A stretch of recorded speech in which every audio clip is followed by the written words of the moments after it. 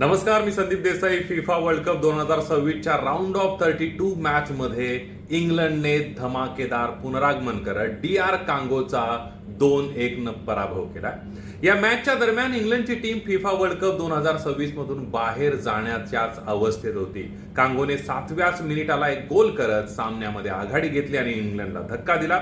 तर दुसऱ्या हाफमध्ये 74व्या मिनिटापर्यंत कांगोची टीम ही 2-0 ने आघाडीवर होती. तोपर्यंत इंग्लंडचा पराभव होणार आणि कांगो विजय होणार असं सगळ्यांना वाटत होतं. मात्र इंग्लंडचा स्टार फुटबॉलपटू हॅरी केननं संपूर्ण सामना पलटवून टाकला.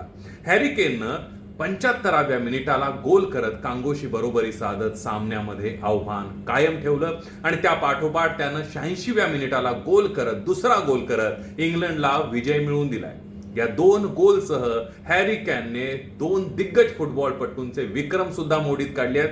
पहिला विक्रम आहे तो दिग्गज पेले यांचा विश्वचषकातील 12 गोलचा विक्रम मागे टाकत केनने 13वा विश्वचषकामधला गोल केलाय.